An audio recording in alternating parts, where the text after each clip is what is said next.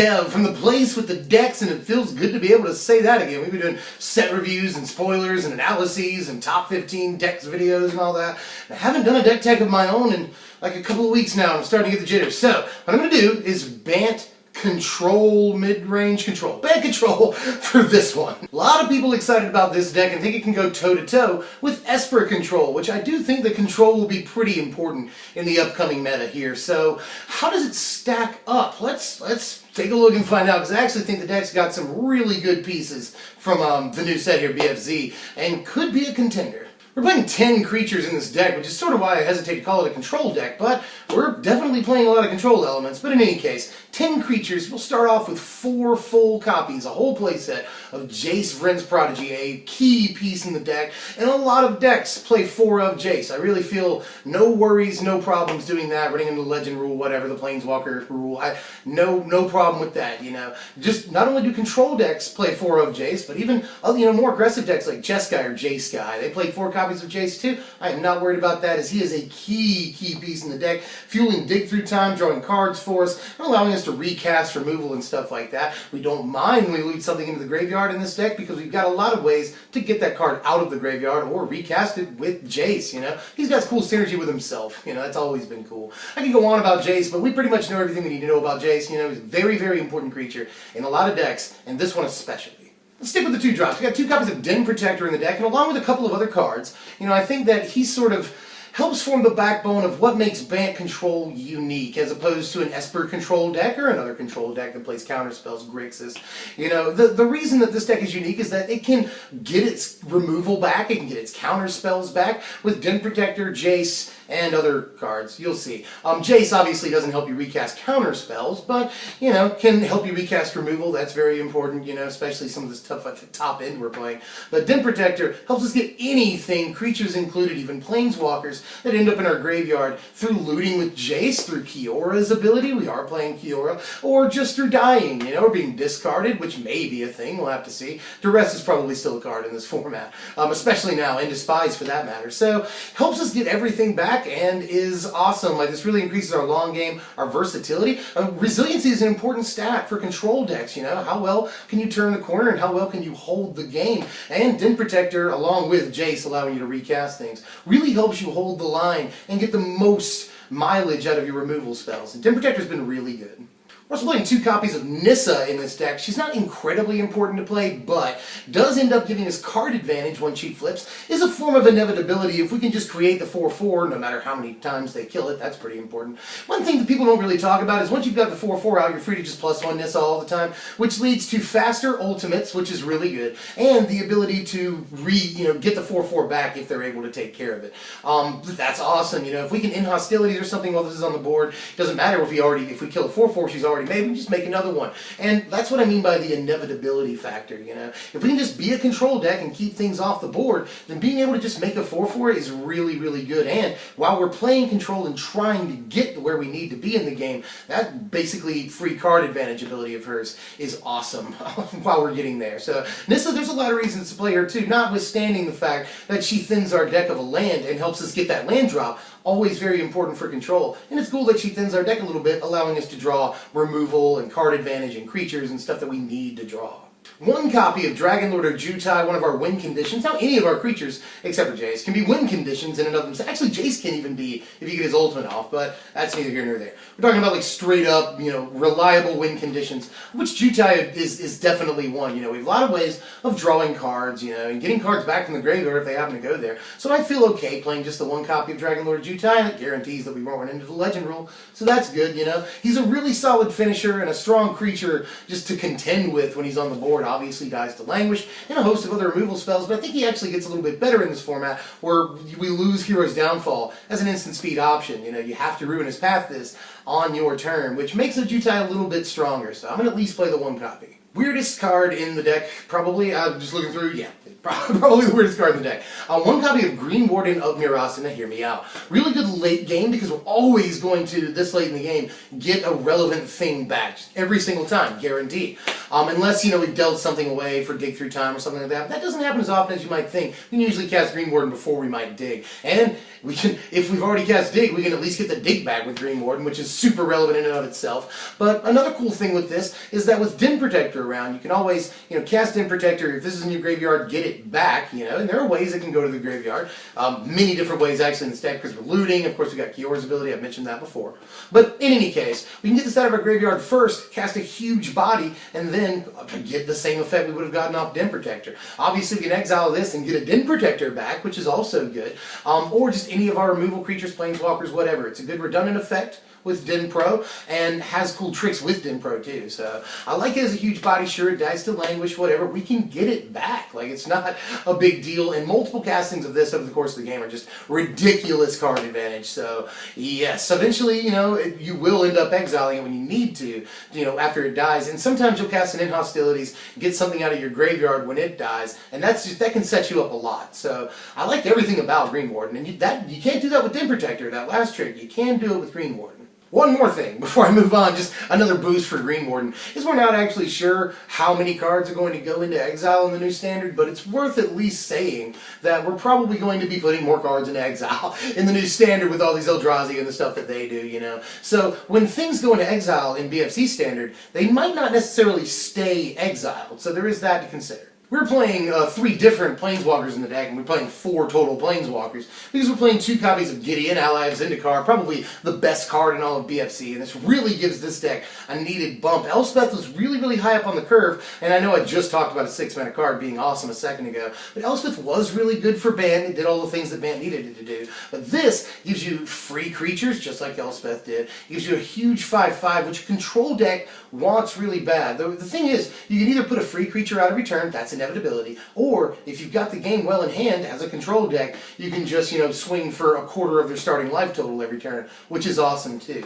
And there are times where his ultimate is somewhat relevant, but mostly we're looking at the first 2 abilities here, especially the fact that we can, you know, play this 4th turn, 5th turn in Hostilities and go ahead and play a Knight, or just swing 5, you know. Lots of cool tricks you can do in conjunction with in Hostilities, and we couldn't necessarily do that with Elspeth, you know. We could in Hostilities and the next turn follow it up with an Elspeth. This way, we can go ahead and start getting some value the same turn we cast in Hostilities, which is fairly important. I know that's a lot to consider. I'm talking really fast here.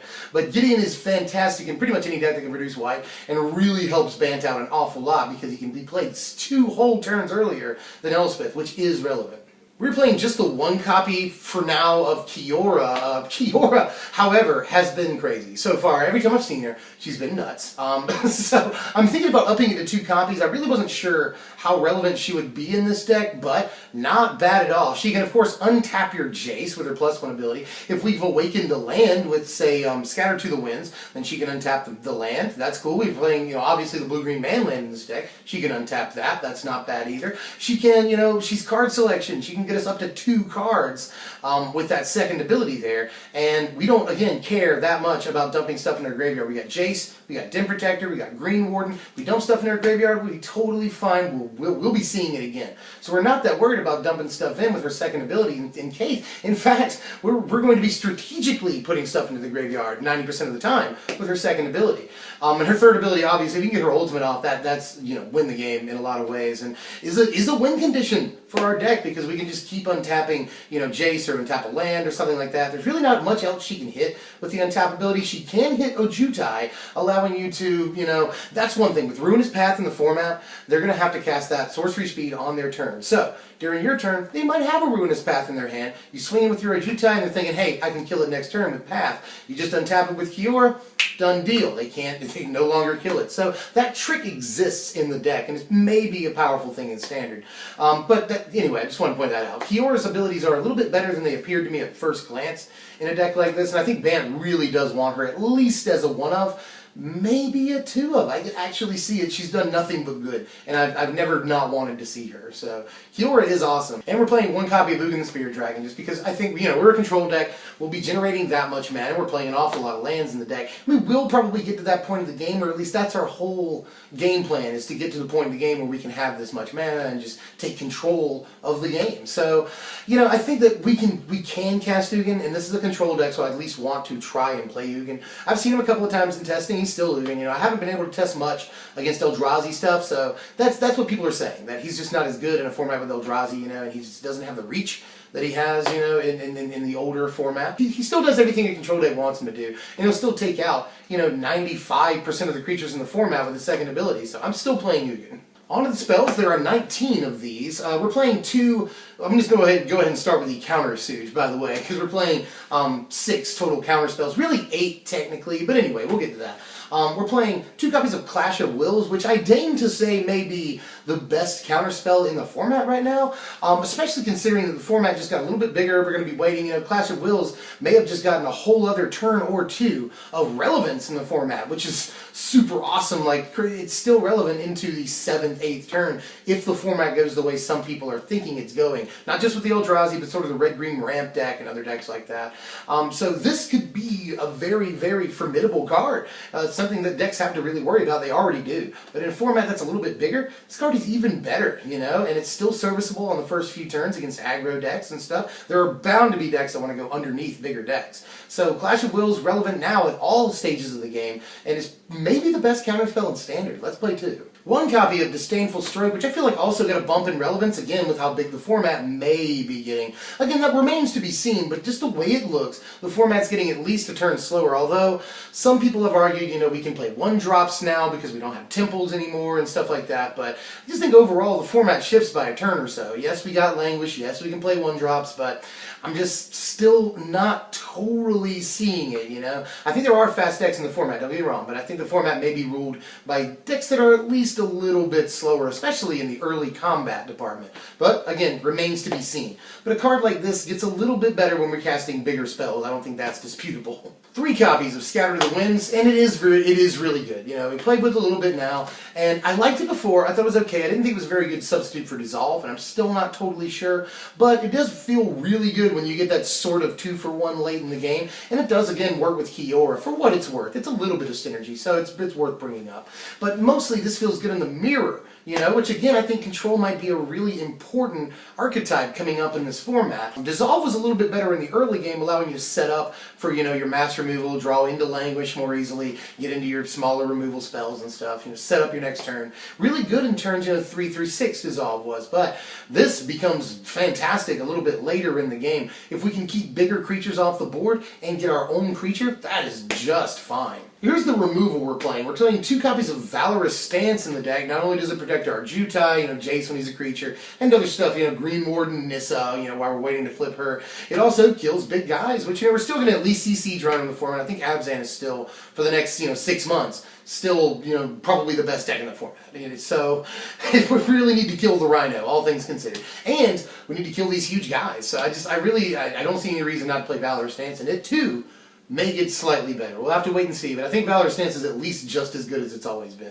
We're playing 3 copies of Stasis Snare in the deck, which it kind of sucks we can't recast with Jace. That's a bit of a pain, but we can get it back with Den Pro and with Green Warden. So there's that too. If they manage to remove it, it's really hard to remove this game 1 against a lot of decks. So Stasis Snare is just an all-star card. I think it's maybe better than Ruinous Path, although Ruinous Path does kill the Planeswalkers and has Awaken, sure. And Planeswalkers are going to be very, very important in this Standard, so Ruinous Path is probably on the level. But this basically having instant speed is just absolutely crazy. Oblivion Ring and Vanishing Light people have always wanted something like this. We finally got it. I think the card is just ridiculously good. One of, if not the, but at least one of the top 2 or 3 removal pieces in the entire format, and helps make Bant a thing. Like, this really goes a long way to Bant Control actually being a competitive deck. And Blue-White Control.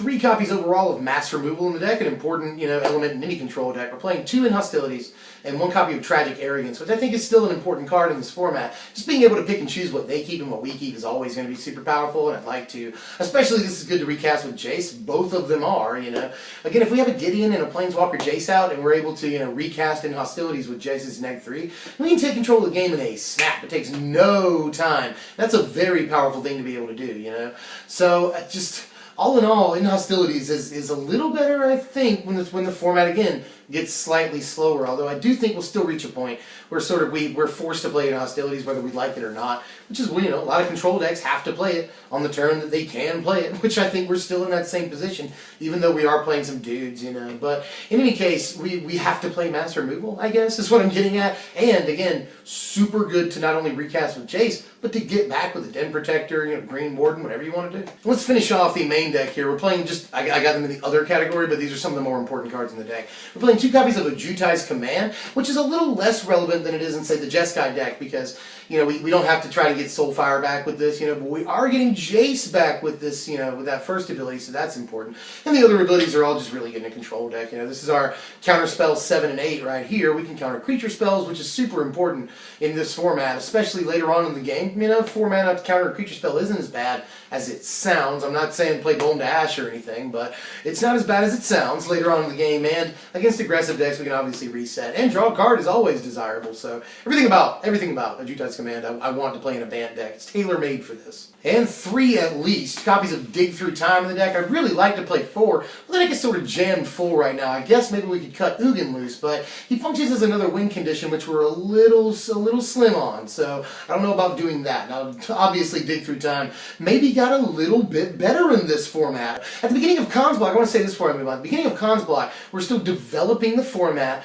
We didn't know exactly, how fast or slow the format was going to be. We knew Siege Rhino was important. We knew Abzan was important, but Mono Red Aggro didn't exist yet. The format was nowhere near as fast as it would ultimately become, and that's why Dig Through Time was a premier player in that standard because of how slow that standard was. It wasn't entirely slow, but it wasn't as fast as the standard it would become later on that year. And I think we're reverting back to sort of that time period now, so Dig Through Time could become as important as it was. Now, it's still an important card in a lot of decks, like I said, but it's not the force of nature that it was at the beginning of Khan's Block, and we may return to that time again, especially considering how important control looks to be at the beginning of this new standard. Rant over.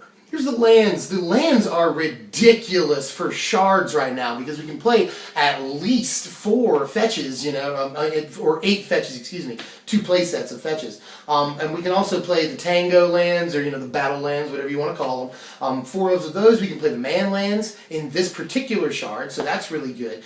We've got Yavimaya Coast, and I think that people are talking about this land base, but I think a lot of players don't understand yet how insane the mana is in this standard. So we can feel pretty comfortable playing, double green, double white, double blue throughout the whole spectrum. We're only playing 1 card with double green, but we're so comfortable that we can actually include a colorless land in Blighted Cataract and be totally fine. So, yeah, the mana is insane. I just wanted to make that point. Here's the sideboard. This is where Narset is. I know some people are probably like, where's Narset in this main deck? She didn't work as well as I wanted her to in the main deck. She was a one-of. Every time I saw her, it's kind of like, meh. Just didn't want to see her that often. She's decent in the control mirror, which I've already stated is pretty important, but it's not like she can rebound counterspells or anything, but she can help us dig for counterspells in sort of the counter war, or she can help us dig for removal against their win con, things like that. But we're playing an awful lot of creatures in the deck to justify Narset being like really, really good.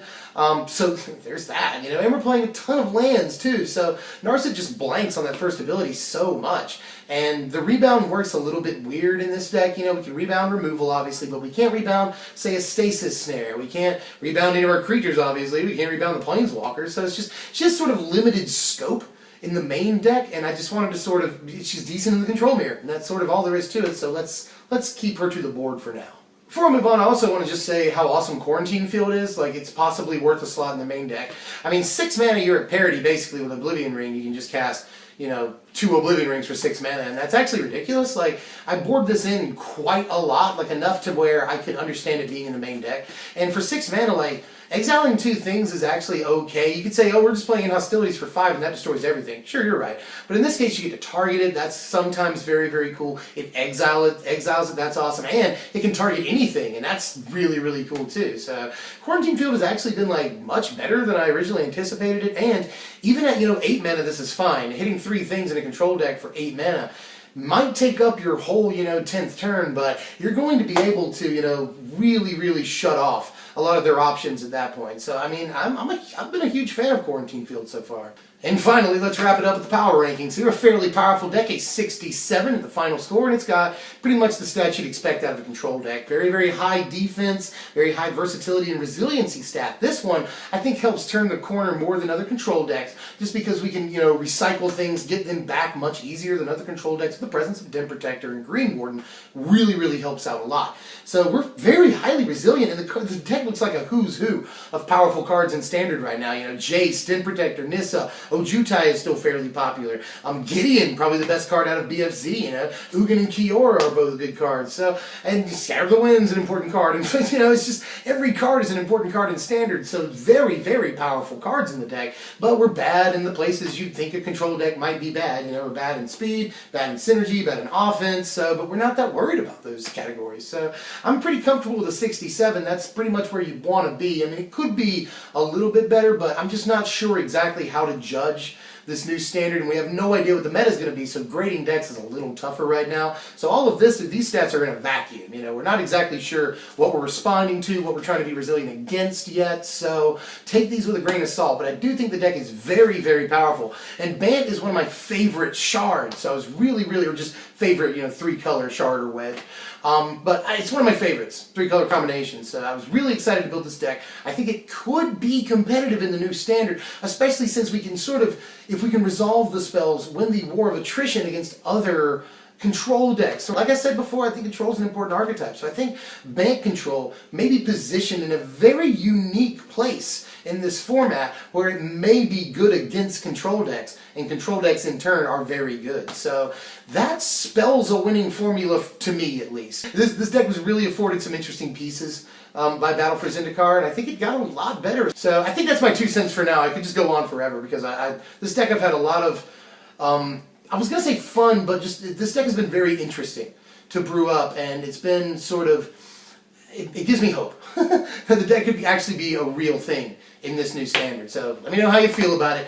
I'm Deb from MTG. If you enjoyed the content, like, share, comment, subscribe, do all the things. If you haven't done that yet, subscribe. And I really want to hear how you guys feel about this and what you guys want to see next. We just hit the top 15 upcoming deck techs. So much response to that, like 210 comments in just like a day. That's pretty insane for us at this stage in our development. So thank you for that. Got a lot of feedback, and I always appreciate that. And I want to keep hearing your feedback. Probably going to do something budget next for the budget players like me in this format.